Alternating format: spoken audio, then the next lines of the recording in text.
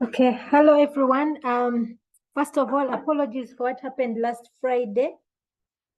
I found that somebody had hijacked our link, and when I tried to call the head of department who is in charge of the Zoom accounts, the numbers failed to go through.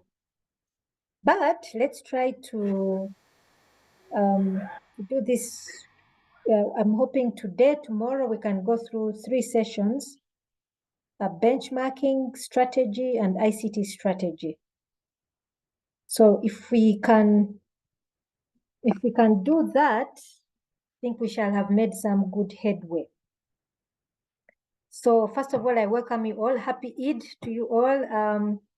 Apologies for working on for us teaching, having this class on Eid, but yeah, we know we've missed quite a bit. So I'm sure it will be worth it. But let's just try to go through as much as possible today and tomorrow to make up for what we have missed. Today we want to start with benchmarking. Yeah, we want to start with benchmarking. So let's just start right away to save quite a bit of time. So can you all see my screen?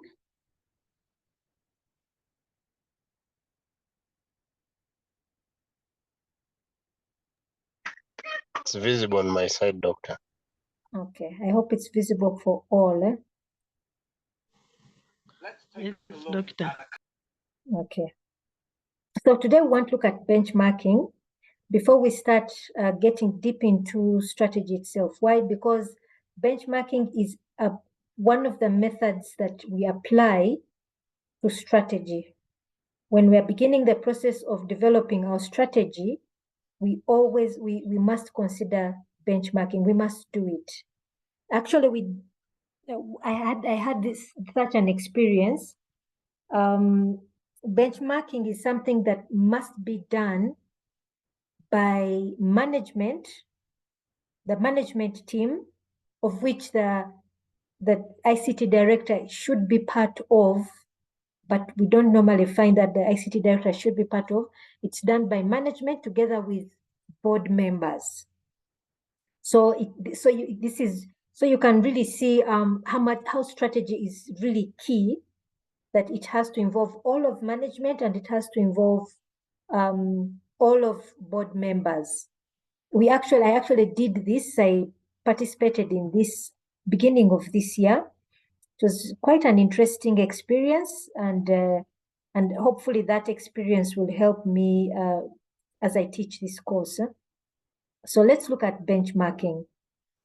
What do we hope to achieve from this? We hope that every student should understand the concept of benchmarking, the concept of benchmarking.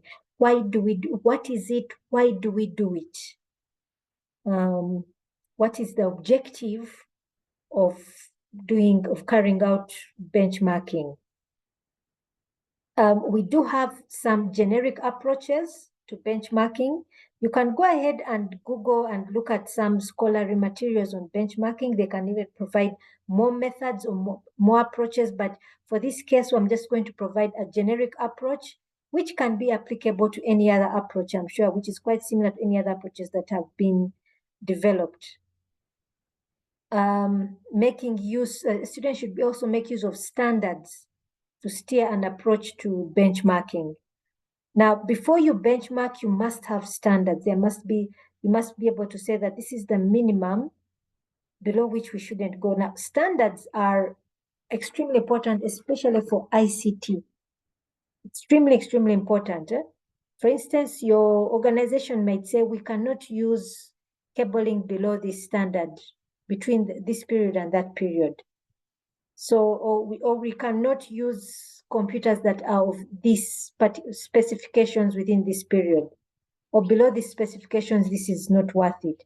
So now, if you already have those standards and then you go to an organization that is below those standards, you essentially be shooting yourself in the foot. So you should already have standards that you follow as an organization, as an ICT department, and you want to achieve those standards as well. A student should be able to initiate a benchmarking project, then also engage in a benchmarking project and adapt standards required for the projects. A student should be able to apply standards in evaluating a benchmark. So even after benchmarking, you evaluate what you have, the information you've collected. Then critically evaluate the process of benchmarking based on the standards that were set. Okay, so those are just the general objectives for this particular session.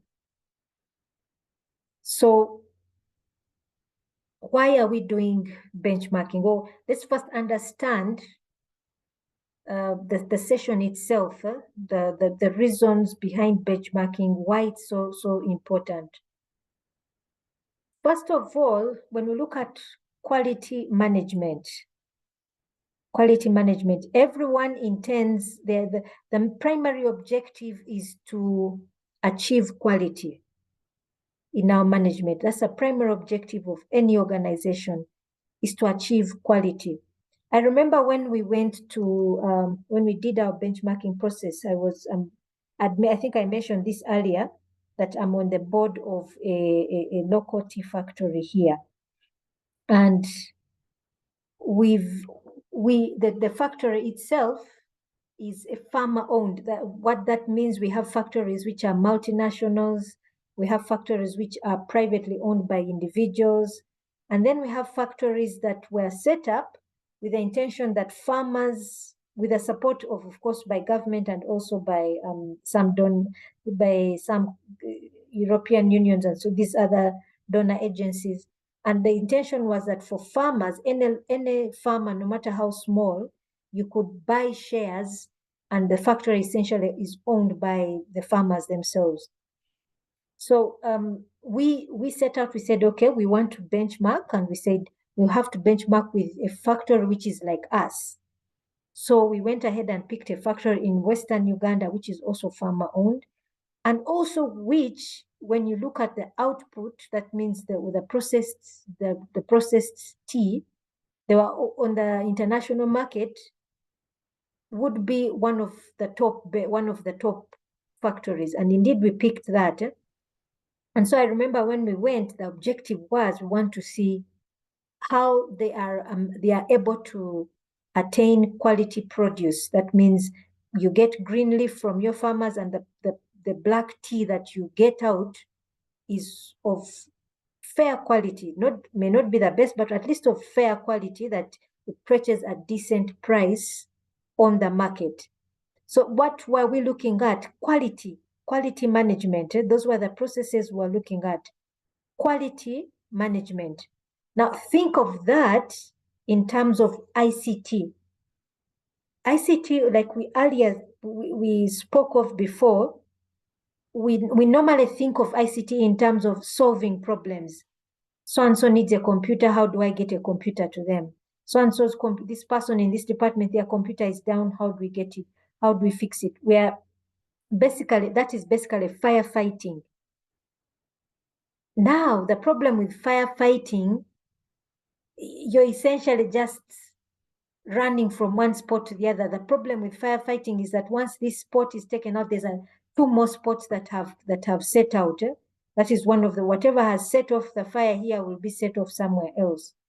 So one of the things, when we talk about management, we are now looking at smooth operations. Smooth operations.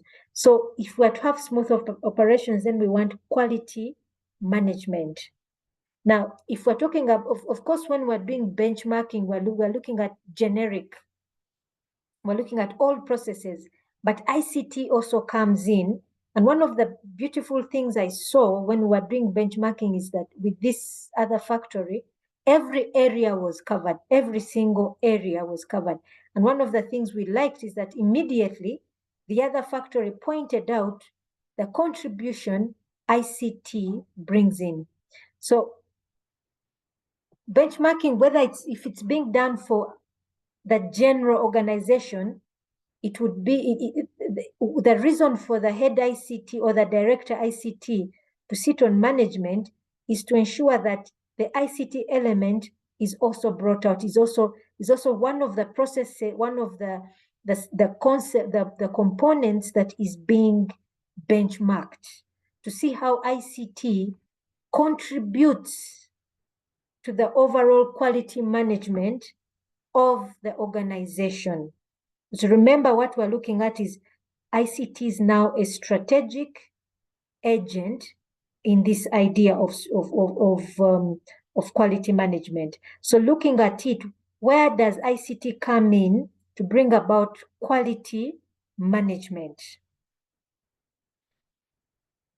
So benchmarking is considered to be one of the most powerful tools for bringing about improvement and re-engineering of an organization's business processes. One of the most powerful tools. Because why? Because you are seeing how somebody else is doing it better, preferably better than you. You wouldn't want to go to somebody who is doing it badly in comparison to you, or in a poorer, in a shabbier manner than you. Then the only thing you'll get off from there is, we're not so bad off. And what you need to do is what you need to be saying at that moment is how can we do better? How can we do better as ourselves? So it's looking at how the others are doing better and then saying, how do we improve our processes and or re-engineer our business processes? So why are we specifically looking at it here in ICT in strategy formulation? Because it is a popular method in strategy formulation and implementation. It's one of the things that drives an organization to say, we want to do better. And that's what strategy basically is saying, that we want to move from point A to point B. Now, when you look at this slide, it basically gives a summary of what we are talking about here. What we are talking about here. I hope this doesn't distract. We are saying, what is our performance level now? At this very moment, what is our performance level? And then how are others doing it? So essentially, you should be saying at this time, something is wrong with me. You should be saying at this point, something is wrong with me. How do I change? How do I improve myself? If you all remember, well, I don't know if we have Muslims here but in the Bible, there is a story there's a parable Jesus tells of I think it's he called him is he a publican, one of the best religious leaders who goes into the temple and begins saying, oh God, and at the back of the temple there is a tax collector, and this religious leader stands in front and says, oh God, I thank you, I'm not like that tax collector. I tithe everything I own, I give to the poor, I do blah blah blah blah blah. He names all the good deeds he does. Then the tax collector, do you see the key there, the symbol of the hill? Sorry, Julian. So checking the map, how many there? Julian, could you mute? Thank you. So in the parable, the tax collector stands at the back and begins saying, God forgive us. He says, God forgive me, for I am a sinner, have mercy on me. What's the difference between the two? The difference is that one, the tax collector sees himself.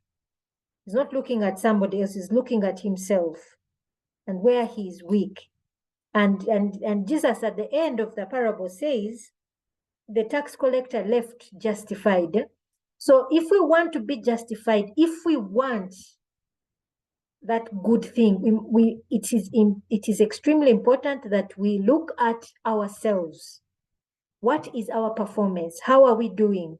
We don't first look at others. Let's first look at ourselves. When we look at ourselves, then we say, okay, well, unlike the tax collector who looks at God, for us in business, we now have to look at somebody who is doing better than us. Okay?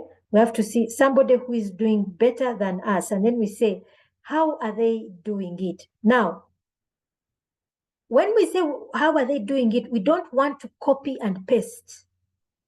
Once we go and see how the others are doing, how do they get things done? We don't want to copy and paste, no. Once we come back, we get into a creative space. And we say, now, according to us and our capabilities and our resources, what we have at hand, how can we re-engineer ourselves?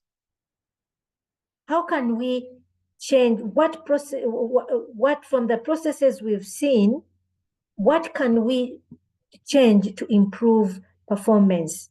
Yes, Ogola, you have a question or a comment? Yes, sir. Thank you, Doctor. So I think now you mentioned the benchmark, I think almost.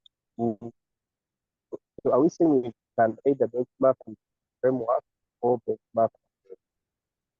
Sorry, Ogola, I don't know if it's just me, but you're breaking.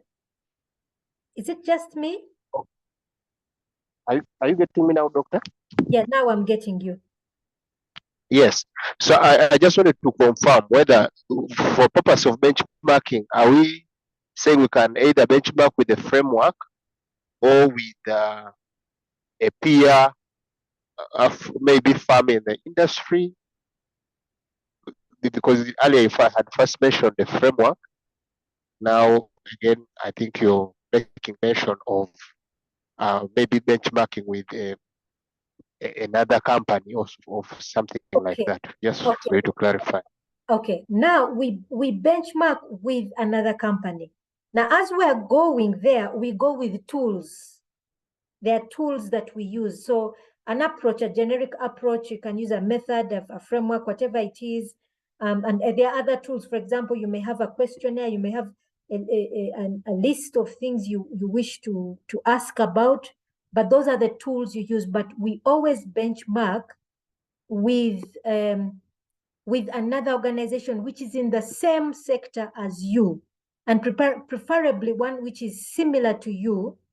Like I gave the example, the benchmarking we did as with the local factory where I sit on the board, we went to another factory, another farmer-owned factory in Uganda, which was definitely performing much better, which is definitely performing much better than us at the moment.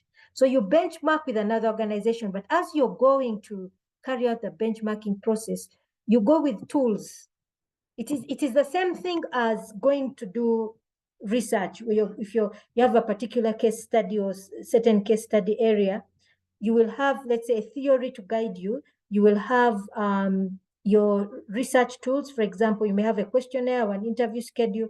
Those tools, you will go with them, but you benchmark with a live environment, because you're going to learn how they're doing things better than you are. Ogola, I hope I hope it's clear.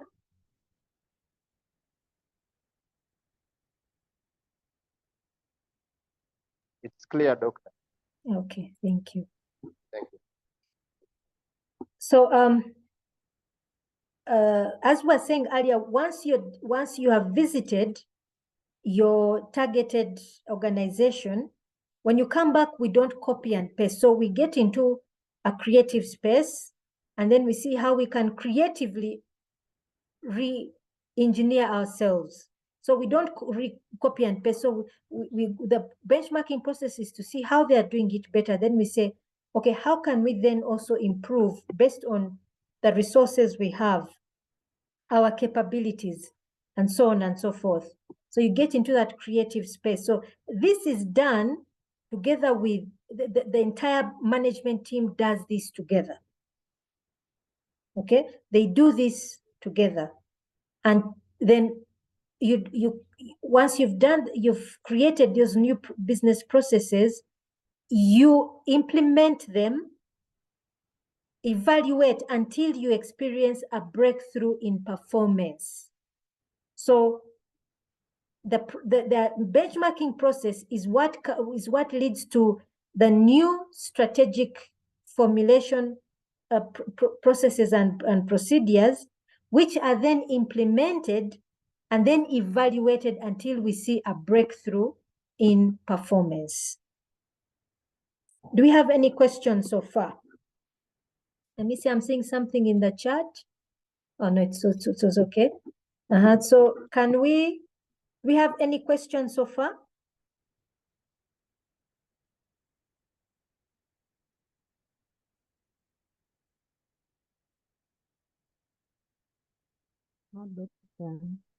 Okay, so let's move on.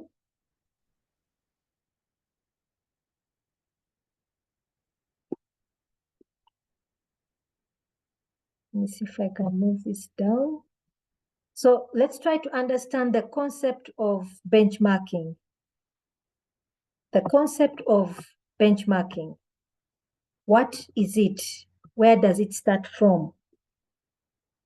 So benchmarking started in 1979 by Xerox. I think we all know what Xerox is. These are people who make our photocopiers and any other machineries that we may need. So the purpose why Xerox was started benchmarking, their aim was to evaluate themselves. So basically benchmarking starts with yourself. It doesn't start with somebody else. It starts with yourself.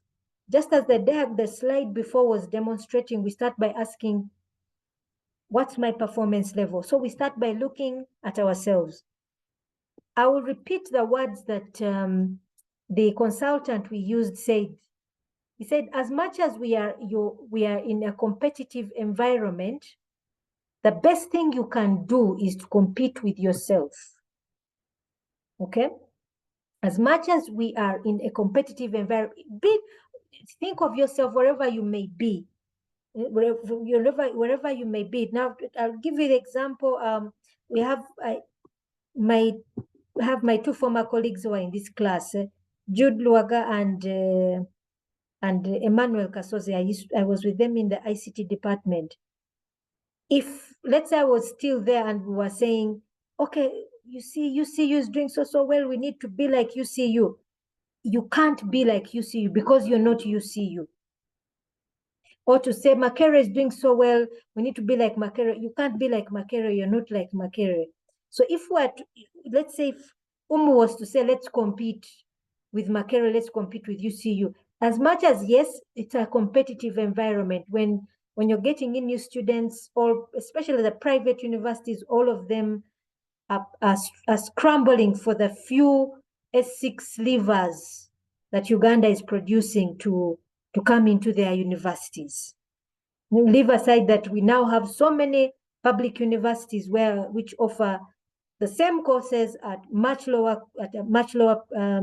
tuition fees. UMO has to compete, but at the same time, one of the most important things is to note is compete with yourself. Why? You don't, like, I remember the consultant made this statement. He said, you don't know what your competitor has. You don't know you don't know the resources they have. You don't know why they've chosen a certain strategy over another. So you must formulate strategies that are suitable to you to make you run more efficiently. Once you're running efficiently, you will first of all, you will retain the customers you have and you will attract more. So the benchmarking process, as much as benchmarking already insinuates that we're going somewhere else to see, but the process begins with yourself, evaluating yourself. Yeah? To identify your strengths and weaknesses. That's one. Two, you want to adapt to the constantly changing market conditions. Because the market is constantly changing. Your customer is constantly changing. What they want now is not what they wanted 5 years ago. It's not the same thing as what they wanted 5 years ago. I was in Kampala for Easter with my family, and the way my siblings do things now is not the way things were. I mean, because of COVID, they were telling me, for them, when they want to change furniture in the house, they go online, they see what they want, then they tell those guys, well, we have this such and such furniture. Then these guys buy their furniture and they top up and get the furniture they want. But you see, they're going online. This was something like, for me now here I say Fort Portal, but me here in Kienjojo, it's a different world. But also when I see what they're doing now, this is not how things were done 5 years ago, 6 years ago. But that is the changing market condition. That, imagine if now the carpenter, the furniture companies don't readopt themselves now. I was again also at home with them and my siblings, and like I mentioned earlier that I had a wedding. One of our colleagues was getting married. When I went to Kampala, I didn't have a dress. So, and I had too many things to do. And then my sister said, no, don't worry. We shall go online, look for a dress. And we found it. And the dress was delivered at home. So you see how things have changed. That's the changing market. Because I remember thinking, am I going to go in this Kampala jam? Maybe get a border, into a taxi. And remember, I'm also coming from this side, which is very cold. Kampala is extremely hot. So you can imagine how nice it was to see that the sectors in Kampala have changed the way they do their business, because they have adopted to Kampala and its current state. So you see now even the border riders have a new role. They're not just taking passengers, but they have new things that they are doing. So those are changing market conditions. So this is what benchmarking is essential. This is why benchmarking is an integral part of strategy formulation. So what is benchmarking? How can we define it? Here we have one of the definitions, but please don't tie yourself to this one. Go ahead and look for scholarly material which define what benchmarking is.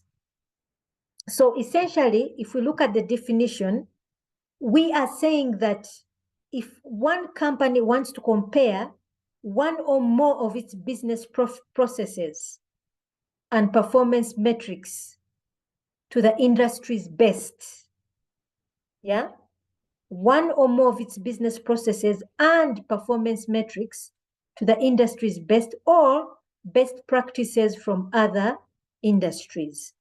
So you want to see, you're comparing your business processes. Again, we're looking at quality management. So if we're looking at quality management, we're looking at our business processes. How are we doing this thing in comparison to another?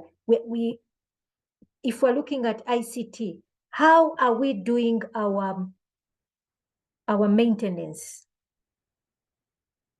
How is our maintenance process? How are we aligned as ICT to the organization's overall objectives? If we were to look at the overall objectives of if I was to look at the overall objective of my organization, how am I performing? How is ICT coming in, for example, to support finance, in debt collection, in whatever it is? How is ICT coming in to support marketing, sales and marketing? How is ICT coming in to support operations, the core operations of the organization? So there it's looking at the strategic side. Then you come to the operational side when you look at maintenance and so on and so forth. These are the day-to-day grind. How is ICT coming in? So you compare, you first look at yourself, then you look at others who are doing better. So benchmarking is basically learning from others. That's one. Two, it is looking at improvement. Improvement through learning. Yeah? You want to improve from learning. Then, so in other words, by improving, by looking at others, you do something better, faster, and cheaper. One of the things what we say about benchmarking is that we try not to reinvent the wheel. I don't want to go through different processes of trial and error. Let me try out doing things this way. Let me try doing them this way and then see if it works or not. No, let me go and see how somebody else is doing it. Then readopt that according to my context, according to my organizations. So typically the things we look at is, we want to look at quality, is the output. The output is the quality output. The time it takes to get that result and the costs. Those are the three things we typically look at when we are benchmarking. So why benchmark? So we want to first of all highlight areas of practice and performance, the areas that need our attention, areas that we see are dragging us down as we carry out our areas which we are a little bit ashamed of. Let us give again the example of the Republican who looked at himself and said, he looked at himself and he said, and he looked at God and he said, I'm ashamed of this and this about myself.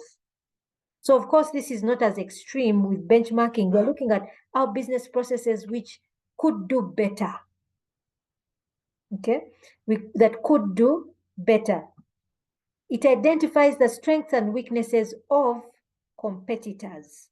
So when we benchmark, we actually tell areas even where competitors may be struggling, maybe like us, or even areas where we may actually be strong at. Yeah, and which spell out as opportunities for our side. So benchmarking also helps companies search for best practices, which are the best practices that we can adopt. Then also innovative ideas, things where areas, especially when it comes to opportunities, when we see opportunities that may be available to us that we can take advantage of, that we haven't taken advantage of. Benchmarking also helps us to tell us if we are falling behind the competition. Yeah. One of the things which I have seen I saw about benchmarking is how it inspires management.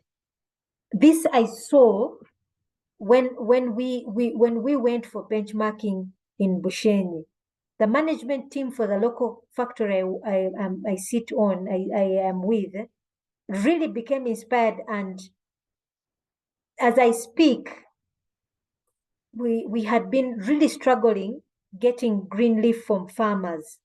So each week, the general manager sends a WhatsApp report.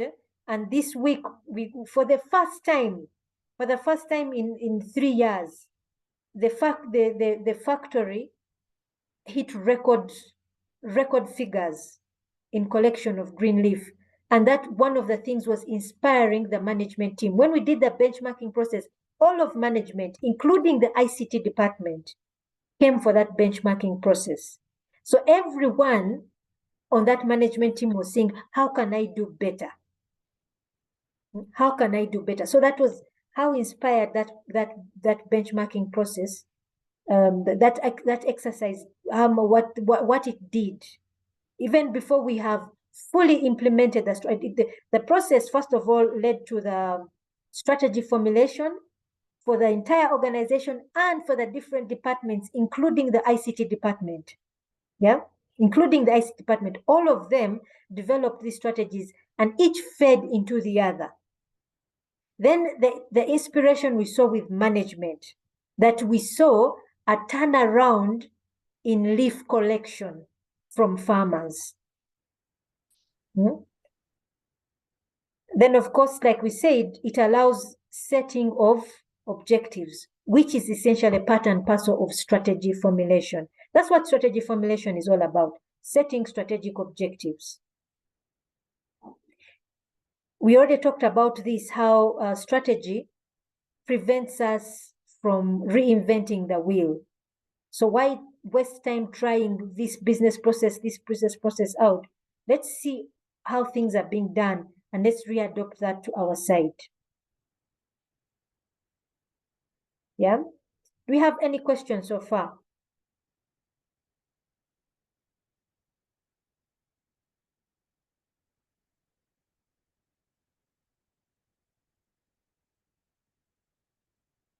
Any questions so far? Okay, I'll take it that silence means consent. Let's move on. Now, we talked about tools. Ogola, remember we talked about tools we use when we are going to benchmark. And I remember when we were going to benchmark, this is one of the things I told management. Can we have a list of things we want to find out so that from our case study, the factor we're going to study out, so that we know we're going to ask for A, B, C, D. So that when we come out, we know what we're going to measure. So you can have something. Here's an example of a questionnaire that can be used and then even graded afterwards to see where you lie in comparison to the competitor. Yeah. So this is one of the tools. Later on, we shall look at a generic framework that we shall that can also be used. So we start with the benchmarking process, then lead to the generic framework. Benchmarking basically has 4 basic steps. So any method that you use should at least in one way or another include these. So the first one is planning. Yeah. So in the planning process, this is also the time when we identify areas where we are weak at and basically say, when we go here, these are the areas we truly want to study. So if I go back to the questionnaire on the previous slide, this questionnaire is talking about, is asking processes have been documented with measures to understand performance. So you would know which processes we are talking about. You obviously do not go to benchmark everything, but specific processes that are compromising quality management. So you would have identified that in the planning process.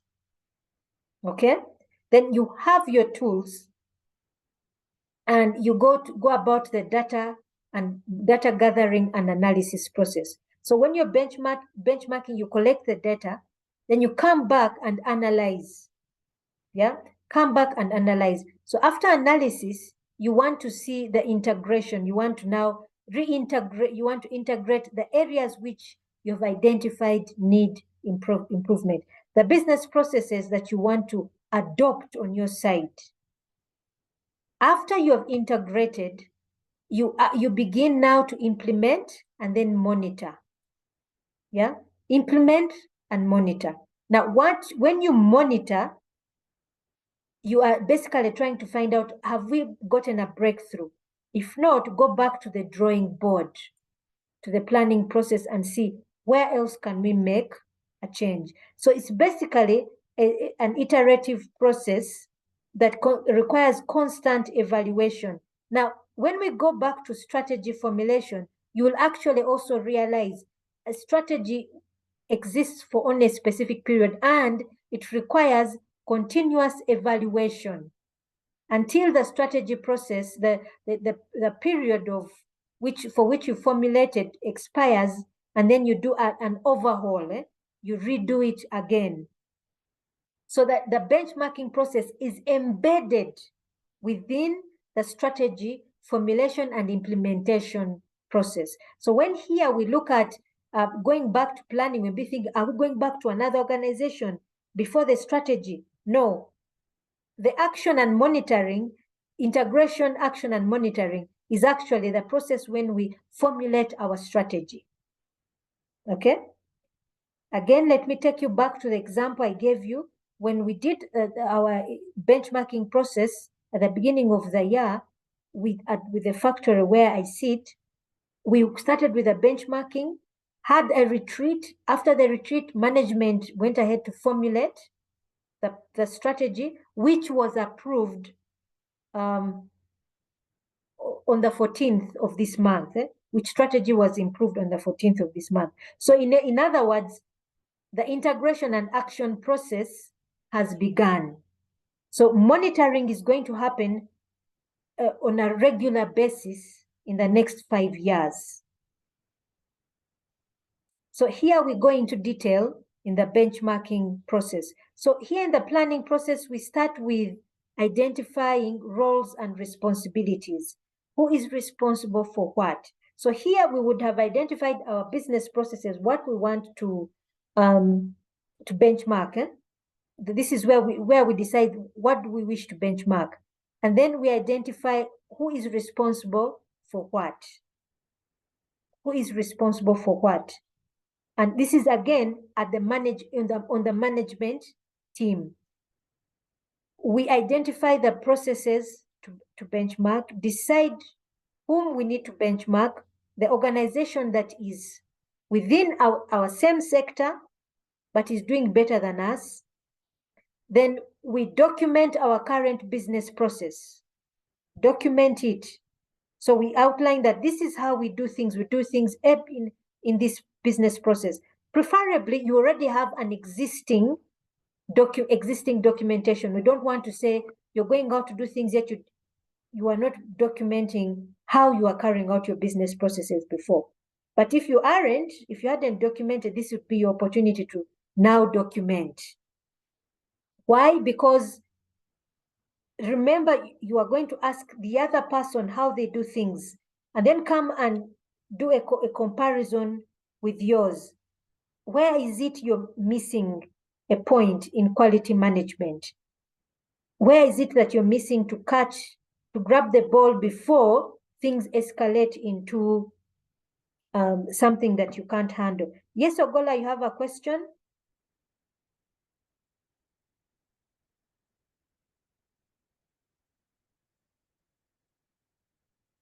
Doctor, confirm you can hear me? So you have a question or comment? Yes. Am I audible? Sorry, you're breaking up a bit. Doctor, am I audible now? Yes, you are. Yes, doctor. I'm just in the. I just wanted to understand of the businesses today. If you look at of course, there is a lot of competition and in the market. Yes. So I'm just looking at how you want to go to probably your competitor, and you expect to get all this information. I'm just trying to look at how very effective this can be. So, okay. Thank you. I think that's a very wouldn't good that be an exposure? Because maybe you have your processes, and okay, maybe you could just explain how whether this doesn't go against your intellectual property. Yeah. Okay. Okay. Like, Thank you so much, Ogola, for that question. It's a very good question. Now, when we think about, okay, let me start from the example, from what the experience I've had. I gave you the example of the industry in which I have actually done a benchmarking process, which is in the tea processing sector. And like I said, tea factories are in different categories. We have the multinational companies. So the multinationals are those which are foreign owned. You find they have a footprint, may have a tea factory here. this particular company may have one or two tea factories in Uganda, and then have others in India or others in Kenya. So they are scattered all over the place.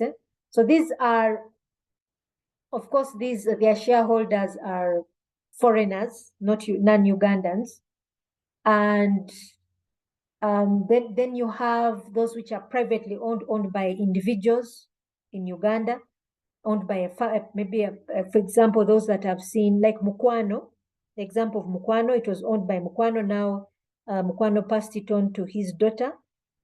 We also have other individuals who own families that own tea factories this side and other parts of Uganda, in Bushenyi and other areas.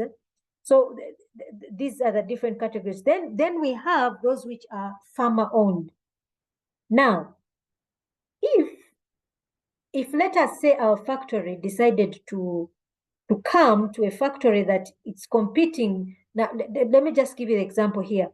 The factories, many factories will have their own tea gardens. That means they have their own tea gardens, they pluck leaf and supply themselves. But normally, your tea gardens are insufficient. So you normally depend on the farmers, us who are called the outgrowers, who don't have a factory, but we have our gardens. So especially during the dry seasons, or in a period like now, when most of us, even including factories, have not applied fertilizer, everyone is fighting for the outgrowers' green leaf. Now, if the factory I sit on had decided to benchmark with any of the factories that surrounds around us, those people would have said no. Automatically, they would have said no, because they are all competing for us, the farmers. Okay? So what did we do? We went outside of the region. We went outside of the Toro region and went to Bushenyi, because the farmer in Toro is not competing with the factory in Toro is not fitting with the factory, is not competing with the factory in Bushenyi. So already that was a strategy. But also at the same time, the factory in Bushenyi was doing better than us. Now, were there other factories in Toro doing better than us? Of course, there were. But because we know we are all competing for the same farmers, we didn't come here. That's one, we didn't go to them. Two, the description of the camp or the organization was not the same. So like I said, the factory on the board on which I sit is farmer owned. So one is to look at an industry player which is not necessarily, where you may not be competing for the same clients, should I say. So already that creates a kind of situation that, oh, this is my sister company. Okay, because you're in the same category. We all know that when we went to Bushenyi, we were all saying, we're all farmer owned, so we have the same challenges. So you already have that compassion towards one another. Two, Ogola, the other thing I want to say is there is usually a professional courtesy. There's usually a professional courtesy, whether you're competitors or not. There's usually a professional courtesy that you owe to one another, whether you're competitors or not.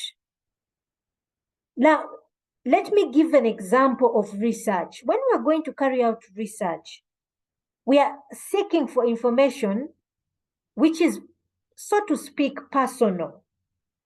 So to speak, it's personal.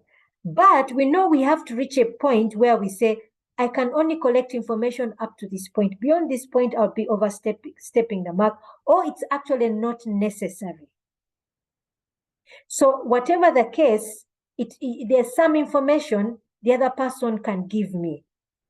Let me give you the example. For a long time, Umu as a university started in 1993. It opened its doors in 1993. And from the word go, Umu was well known for its efficiency as far as in the graduation process. Yeah. in the graduation process. What do I mean? For a long time, UMU was one of the few universities that on graduation day was able to hand to the student their degree certificate and their transcript on the day of graduation. For a long time. Now, I remember when Professor Bariamreva became Vice Chancellor of Makerere University, he sent a team to Nkozi to find out how UMU carries out that process, that they are able to hand out the transcripts and certificates. And UMU opened the doors and gave them that. Now, why? Why was it that UMU was able to do that? Number one, professional courtesy. Number two, the student that comes to Nkozi is not the same student that goes to Makerere, or the student that will go to Makerere will not necessarily be the same student that comes to Nkozi. So whatever the case, whether Makerere improves its graduation process or not, that process alone is not what is going to attract the student. That process alone. There are many things that will attract a student coming to UMU as opposed to going to Makerere. So whatever the case, you opening up your doors to let them see how this is done will not necessarily stop you competing favorably, whether Makerere improves its business processes or not. It doesn't matter. So there are situations, of course, yes, Ogola, where you know you will know when you're in a particular organization, you will know those who will open doors for you and those who will not. You know those who you have a good working relationship with. So you will know who you can go to. You'll know where a professional courtesy will be opened up for you. Remember, Ogola, again, it's not all business processes that you're trying to understand. It is specific business processes. So, for example, if you want to see maybe the way finance processes salaries for its employees, I don't think your competitor will necessarily close that door for you. It's only a specific process. You're not going to find out, for example, how they are marketing themselves. Okay? You may not find out that kind of information, but you may find out maybe how the marketing department is organized. Okay. I hope I've answered your question. Eh? You have a doctor. Yeah. But maybe for me, I think what I'm seeing, maybe at least in the industry in which I am, banking, Yeah. I have not seen really cases where professional, courtesy comes in, because I think Yes. because of the nature of business Mhm. we are in. Yes. So I Yes. think what is really happening is the informal benchmarks with colleagues, where you Yes. simply call a guy in stand chat and like, man, how are you? ABC. Mhm. You do it at a personal level, not really Yes. at a organizational At level. the organizational level. Yeah, but Okay. yes, I think you have practiced it. Yeah, but also remember, Ogola, what I also want to point out is that when you're carrying out the benchmarking process, it's like I gave you the example. In our case, when we went to benchmark with the factory in Bushenyi, we went as board. So you can imagine already the chair of our board had already been had already interacted with the chair board for the other factory, because all board chairs sit at Uganda Tea Association. So where all factory owners sit, these board chairs were already interacting at that level. So that was already one. Okay. So there was already a professional relationship between these two. Riverside defining the fact that these two factories are in the same sister factories. They're in the same kind of cluster, but the board members were already sitting together at a certain higher level. So when we went as board and as management, there was already a professional level. So it wasn't the ICT department going alone. It was the entire board, which already had a relationship at a certain level. So Ogola, what I would say is it wouldn't be you alone, but it would be management together with board carrying out the benchmarking process. So this would be something that is done all together as one. Remember when we started talking about this thing, we said ICT is now at management level, and management answers to board. So if management answers to board, the benchmarking process involves all of you. I don't know if you're getting my point. It's not you doing it alone. Eh? Yes, I get you, doctor. But for me, I think more so, if you look at the how stiff the competition is in, say, the banking industry, I don't really see doors open as much because there is a Uganda Bankers Association. Yes. Where MBC, and you'll be shocked that even at that level, there are banks that are still, maybe if someone has, say, a cybersecurity incident, they are not opening up fully. So there's still that cage, still that level of caginess in the financial services industry. Yes. So I think it is just an issue. It goes back to what you explained at first. We are running for the same customer. So really you don't really have much room for exchange. How am my staff internally and why am I ahead of you?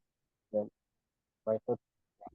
Now probably the other strategy I would give you is to look for those who are exhibiting best practices. Take an example. Let us say if it is ICT, you're benchmarking on ICT. You could pick an organization that is not necessarily in the banking sector, but is demonstrating best practices. For example, you might say, let us, as ICT, let us benchmark with, let's say, NSSF. Yeah? Yeah, so NSSF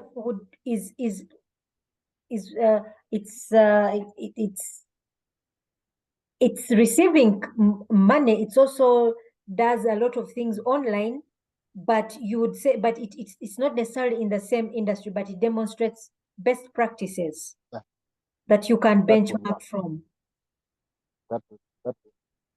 So in a situation where you have high competitive players who may not open, then you may look for someone who is performing, who demonstrates best practices in the processes you want to benchmark. Probably that's where we could have a compromise. Yeah.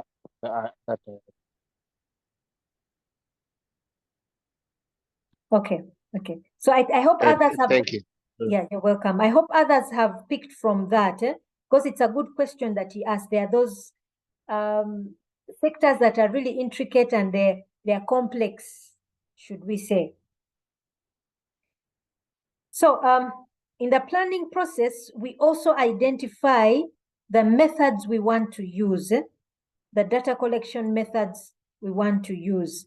I gave you the example, I showed you the example of a questionnaire, but you may decide to say we're going to have a checklist, an interview guide, or anything like that, or both. So now here, remember we said involvement of top management is critical at this stage. So like we said, like in our case, even board, top management, of course, dealt with everything, but board was there saw this through. I remember I was one of the first who told management that we need to see the checklist of what it is we're going to ask for. What processes specifically are we looking at? Yeah, so top management is key in this. So these are just a list of questions you can review your planning process from. You can go through them in your own time, but of course, the process, the whole objective of reviewing your planning process is to see that you have, to ensure that you close up all gaps as much as possible, that you really have keyed in on what it is you want to look for, and you have the tools necessary, and you know that at the end of it, these are the areas, by at the end of it, I want to see this output from my benchmarking process, that I should have a clear picture, so that which will guide me, guide us as an organization or as a department. These are the areas we truly want to change. So the questions continue. Then the second stage is the data gathering and analysis process. So the objective of this data gathering is, remember, we have a gap to close. Yeah, we have an identified gap. This is the identified gap, the current gap that we exhibit. The current gap, we know we had an existing one. We have moved from that, we've come to the current gap, but we want to close it. We have a future gap that we want to close up. So when we collect data, the data should show us where we want to be in future, as far as quality management is concerned. Yeah, we want to normalize performance. Our performance is at this stage. How do we get to the next stage? So our data analysis, the data we collect, first of all, the data we collect should show us where the improvement needs to be done. It should be pointing us towards that future gap. The data we collect should identify outstanding practices. Practices others are doing well and practices we are not doing well. Yeah. So the practices we're not doing well, these are the gaps that we want to see pointed out. And then we want to point out the factors that created those gaps. Yeah. I'll give you the example. After the analysis, after the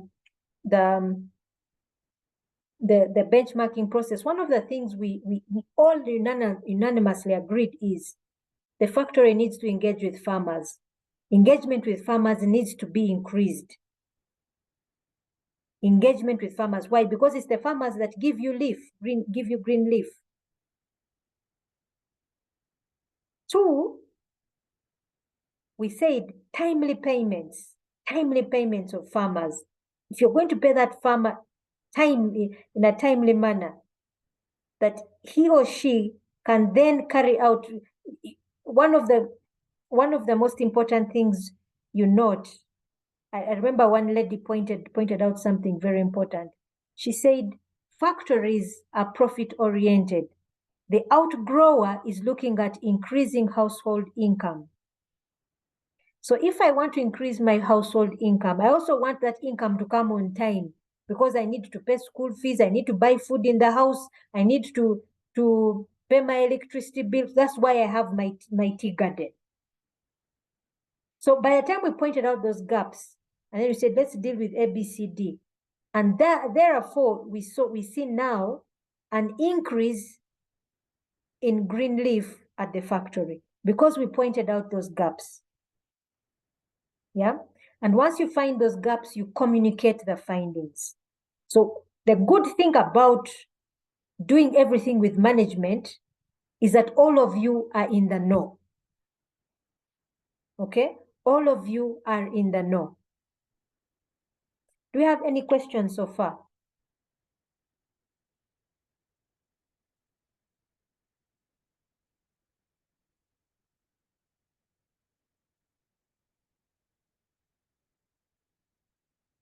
I'm going to assume silence means consent.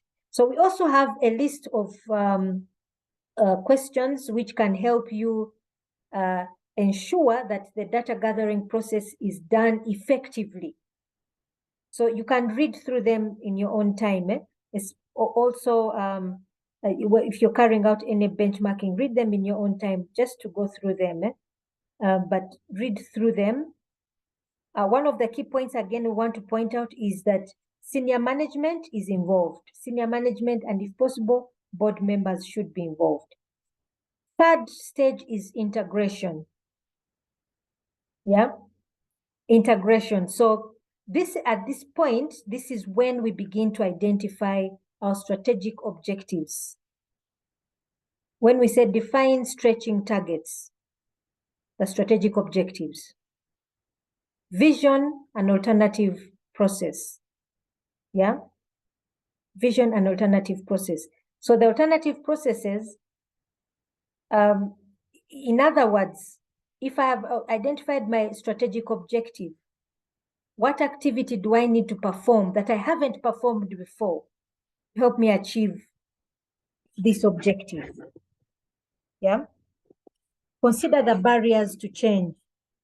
Later on, we shall talk about change management, because change management is also part and parcel of strategic formulation and implementation. Plan to implement the changes. Do you have any question so far on these points?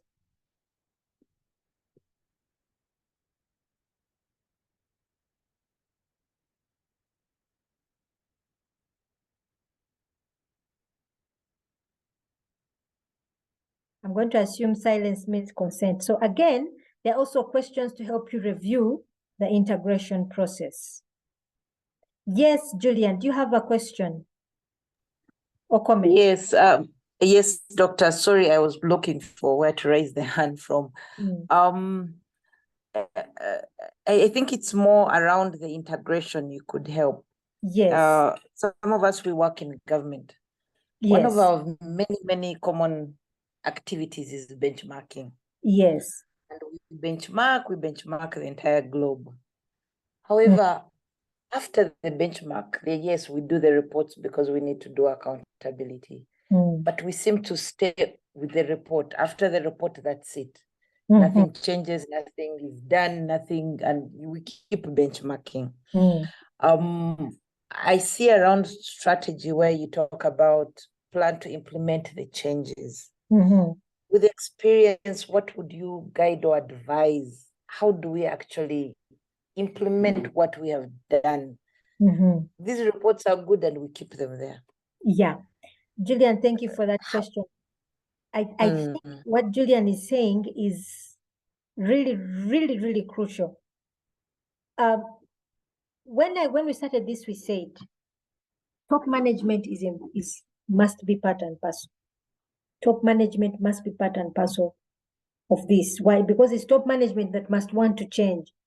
Now, in the private sector, the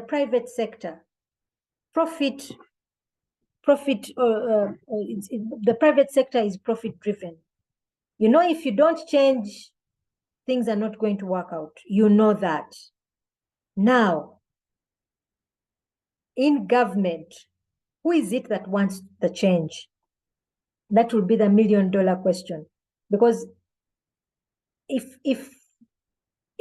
the government if that particular sector, your section is only or agency, I know government has agencies. If the agency is simply doing it for the sake of, let me get my per diem, then no change is going to happen. But Julian, the question is the top person who is driving it, are they interested in change? Because unless they are, then you're simply going to keep doing this, and all you're going to do is accumulate your per diem and allowances that come with the benchmarking process. An actual change must happen.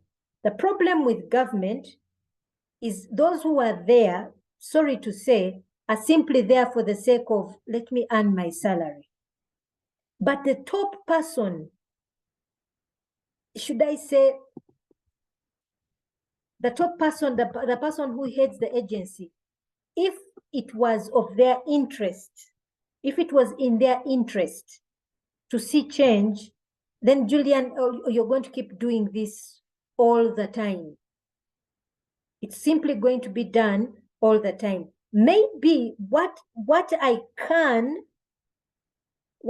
say for you, Julian, is unless it is your department, it is your specific department that is carrying out benchmarking for the sake of improvement, because for your department, you as the head would be interested in seeing change. You want to see performance improvement because it reflects on you. But for as long as performance doesn't reflect on you or on anyone, then it's going to remain on paper. I don't know if I've answered your question. Unless performance doesn't reflect on you, it's going to remain simply on paper. I'll give you another example from, let's say, from the industry where I am in the family business, which is the tea industry. We outgrowers, the tea outgrowers, those who don't own a factory, we grow our tea, we sell to a factory. A factory will tell you, I want your leaf. You take your leaf there, they pay you, either at the end of the week or in 2 weeks or at the end of the month. Now, there's been a key thing that has been a question that has been surrounding us, the tea industry, the quality of tea that we send out to Uganda, that goes to Mombasa. Uganda's tea is one of the poorest quality that you will find, especially when we look at the region. Kenya is considered to produce one of the best, and Rwanda even the best. Rwanda's tea averages at $4, Kenya at about $2, Uganda is $1, and even goes lower. One of the reasons, it's not that our gardens are the worst. We can also produce the same leaf that Rwanda, Kenya is producing. But at the moment, our factories will take anything you give them. Now, if one factory says, let's say one factory says, may I want good quality leaf, green leaf. Now the neighboring factory says, give me whatever rubbish. Me, the outgrower, and they'll say, give me whatever rubbish at the same price the other factory is giving you, which is demanding quality. As a tea farmer, I'll simply go where things are easy. But imagine if now me, the tea farmer, I became a factory owner. If I began to process my own leaf, then quality then becomes a key point, because I wouldn't want poor quality against my name. Yeah, imagine Sheba now began to process her own, Sheba together with her siblings began to process her own processed leaf, processed majani, tea leaves. Would she want something of poor quality against her name? No. Then I would drive. I would go to the shambas and even harass the supervisors and the pluckers myself to ensure that only good quality green leaf comes out. Only good quality green leaf comes out, because my name is against that. So, Julian, what I would say is, remember the benchmarking process is looking at performance. So if there's nobody who wants to take ownership of that performance, then it's going to remain a report that nobody sees. So unless you identify somebody who wants that performance to go against that name, the performance to say that, let's say it's this ministry or it's this agency that is outperforming everyone else. You remember KCCA? KCCA was outperforming most agencies because was she the director? What was her name? I forget that director who was really outperforming. Was that Jennifer? Yes, yeah. I think for her, the issue of performance was key. that it comes out saying that her name was equated to good performance. So for government, I think government suffers from the perpetual thing of I can always blame someone else. So that way the benchmarking remains. Unless, Julian, I would say if it was just strictly for your department, because your department wants to have the performance, because now it's you, if let's say if it was me heading the ICT department in any government agency, I would want my name to be equated to performance. If it was just my department. I don't know, Julian, if I've answered your question. At the moment, I don't know what else to advise, but that is, for me, as far in my little experience, where I would go. I know you have actually answered the question, because when you look at institutions where the head, or basically the heads of institutions, the PSs or the minister, has that, usually things happen. People go to benchmark, and when they come back, they push on how to implement them. So yes, I can relate. Thank you. Thank you, Julian. I hope others have, because her question is really key. It speaks to why we want to do benchmarking. We want to see improvement. We want to see it. It's not just somebody is pushing you, but you yourself, you also want it. You want to be inspired to change. So again, these are the questions you can ask to help you review the integration process. Let's look at action and monitoring. So we want to develop an action plan for implementation. So normally this starts with, this is pointing to a strategic plan. Yeah, the action plan is basically pointing to a strategic plan. So we want to roll out a new modus operandi, the changes that we want to make. Again, this points to the strategic plan. And then we want to have an evaluation process. So the changes we want to make: to collect data about the progress. So the collecting data about the progress is evaluation, to see if we have made changes, and then we evaluate to see if the progress is positive or negative. Yeah, because we might have made changes, but we actually went the negative side instead of the positive side. So these are also, again, review questions you can go for the action and monitoring process. Again, the benchmarking process should have produced strategic objectives, which are also connected to activities. So the strategic objectives are also connected to strategic activities. When we come to the strategy itself, we shall talk about that.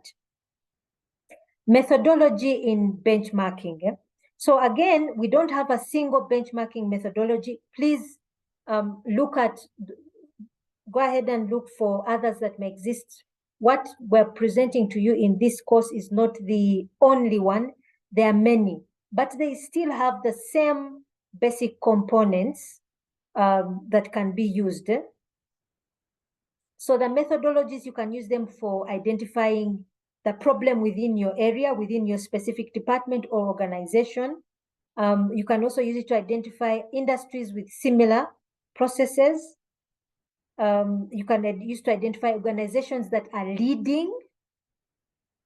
You can use it to survey companies for measures and practices, and then also visit the best practice companies. So this would also help Ogola, who would say that maybe I can't go to the leading bank, but I can find an organization or a company that is identified to have best practice, but may not be within my sector. Yeah. So then it also helps to implement new and improved business processes. So now, first of all, we want to see that we have different types of benchmarking. Why do we want to see different types of benchmarking? Again, it may go to help guide Ogola. when we are benchmarking, we're not looking at everything the other person is doing. Why that may make the other person shy, the other organization shy of opening doors to them. If I'm your competitor, why should I be spilling out all my best practices or all my secrets to you? Now, with benchmarking, we're not looking for everything the other person is doing. We're not looking for everything the other person is doing. So we want to, first of all, identify what type of benchmarking we want to do. It could be a process benchmarking, a specific process within a department, or a process that cuts through all sections of the organization, or it could be financial. So this is looking at just one thing in particular. We may be benchmarking for an investor perspective. We may be looking at performance. How do we derive the best performance maybe within our organization? There are certain things which may not require me to get to steal your company processes. My younger sister works with organizations. Basically, they are consultants at human resource level. Yeah, at human resource level. So normally they go like Ogola in your case, they work with banks. They work with banks. They work with schools. They work with different processes, different organizations. But basically, looking at human resource. How do we get the best out of our human resource, out of our personnel? So they go through certain steps to help personnel, to help different staff members get the best out of themselves. So this is not by performance. I don't mean how does management push you or beat you down to get the best out of you. No, but to speak to let's say a different department by department, personnel by personnel. How do I get the best out of myself? So I look at myself as Sheba, let's say as an employee of UMU. How do I get the best out of myself as a lecturer? Not to tell the dean how to shout at me and beat me down and head of department, but how do you get the lecturer, me as lecturer, me the lecturer? How do I get the best out of myself? So when we look at performance, we may not necessarily be looking at, let me get your trade secrets, but maybe how do I get my employee to pull out the best out of themselves? So that may not, it's not something to hide. Product benchmarking. So this one may be a bit problematic for some, especially for those in the banking sector. Strategic benchmarking. Some people's strategies are actually public. People will put them on their websites to know these are our strategic objectives. Functional benchmarking, best-in-class benchmarking, operational benchmarking. So depending on what you want to look for, you identify which area you want to benchmark, which specific area you may want to benchmark. Then you estimate the time and effort for benchmarking. And you need to estimate the time and effort. So this can't be something that takes, it must have a beginning, time, and end. Yes, Justin, you have a question? Doctor, sorry to take you back, but I request for more explanation on best-in-class benchmarking. Thank you. Best-in-class benchmarking. Now,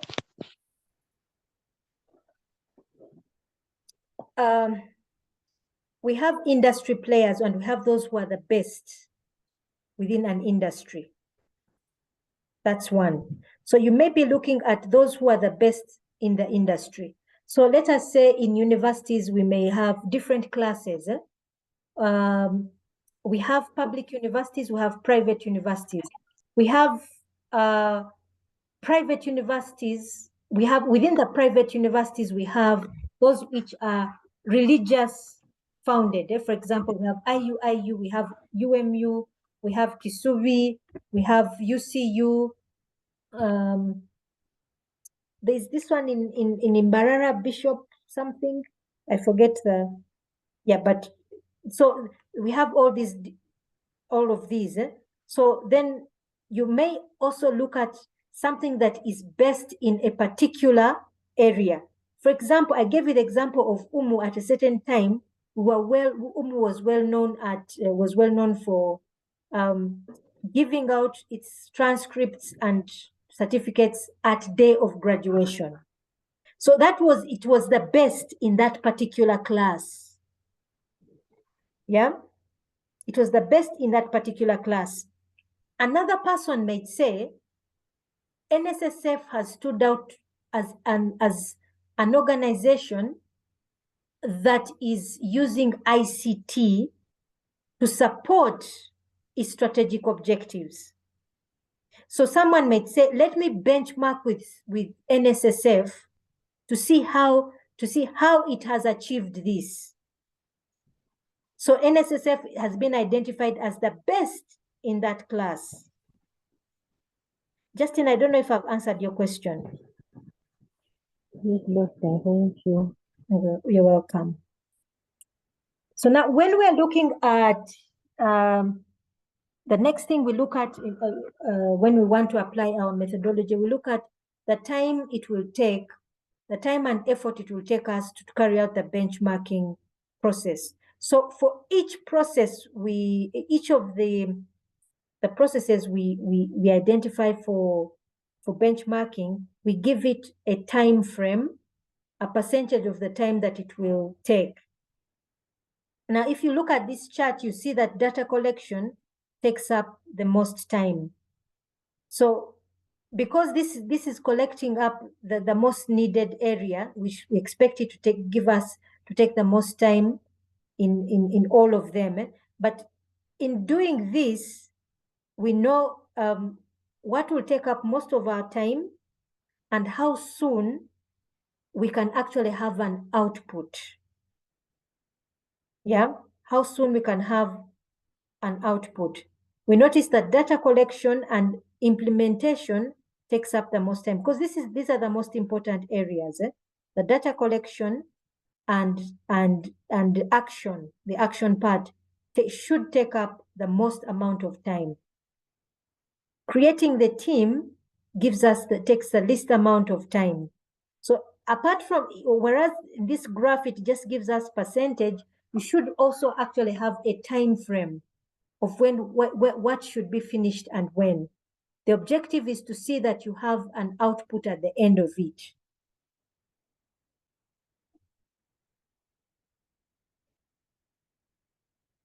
The next item on our methodology is the business process improvement cycle. Now, remember, at the end of it all, what we want to see is that we want to see an improvement in our business process re-engineering. We want to see an improvement process. So all the stages that this cycle takes, we've actually already talked about it one way or the other. So the first stage, to identify and select an area for improvement. Second stage is to identify what is it that we shall measure that has actually, to say that if we have improved, that by improving, I should have this element to indicate that there has been improvement. I gave you the example when we went out to benchmark. One of the things we said was engagement with farmers. By the time we know engagement with farmers should produce an improvement in green leaf supply to the factory. Improvement in green leaf supply. So in other words, we identified what it is that will measure performance. 3 is actual benchmarking. We identify a competitor, collect data, and analyze. 4 is identify relevant improvement approach or strategy. So after the benchmarking process, we then identify our strategic objectives. Strategic objectives and the activities that come together with that. 5 is implement. So implement our strategic objectives. 6, identify best practice organizations. So in other words, here we award winners. Once we implement our strategies, we award the winners, those who have actually adopted the changes, or all those who have are adopting the changes. We research for further information, and the further information needs to, again, further implementations. We review our implementation, then we come back to stage 1. So so this business process has a timeline. So we can say 2, sometimes people say 3 to 5 years time. This is the process that we go through to review what we have implemented. Any questions so far?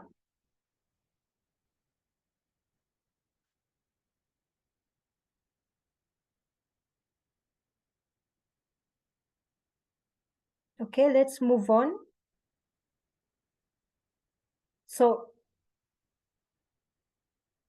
these steps for improvement are basically what we have been talking about earlier. So it is simply realigning them, talking about them again.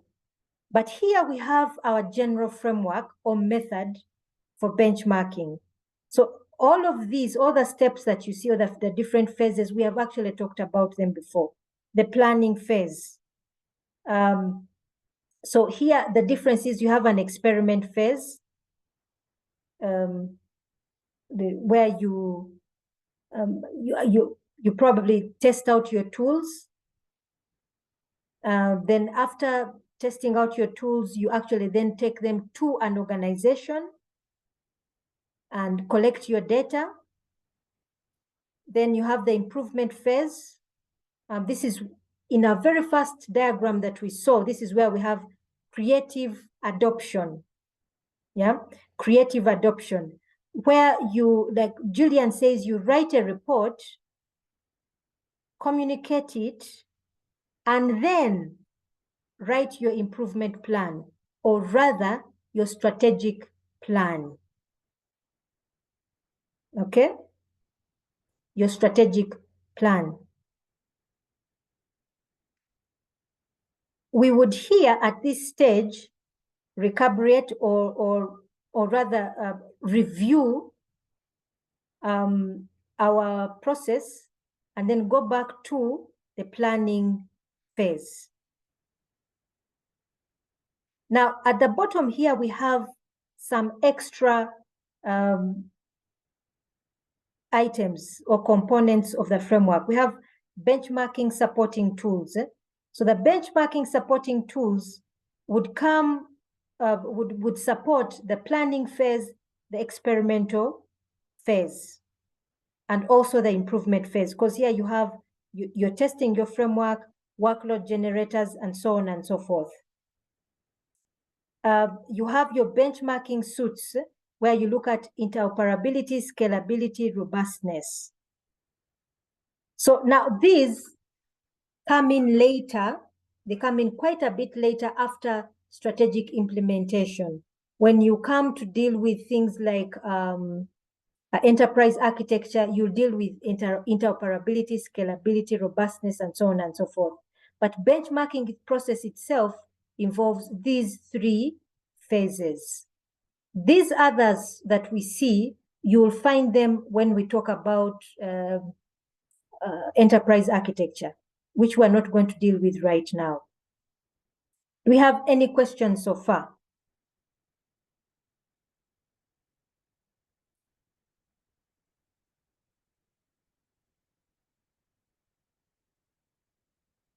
Okay, let's move to the final slides for our lecture. Look at these. Let's have these questions for discussion, preferably tomorrow. Just look at these questions, and then we can have a further discussion on them. Just have a bit of further discussion on them. Then I would also add you again, I don't know if you've looked at the case study that I've put up for you, Clarion School for Boys, and go through these questions as well in relation to that case study. We have an assignment at the end of the end of tomorrow that you're going to do in your groups. These questions may help you answer that particular assignment. So if we have no questions, I wanted to ask, can we stop here or should we go on for the next session? Tomorrow we have 2 sessions, or we stop here for now?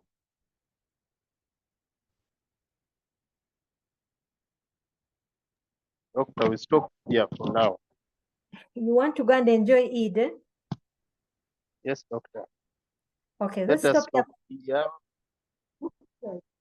Okay, let's stop here for now. Tomorrow we shall look at strategy in general and then ICT strategy. Is that okay? That is fine, doctor. Okay, so our lecture starts tomorrow at 9. Eh? That is okay. Okay. Okay, let me stop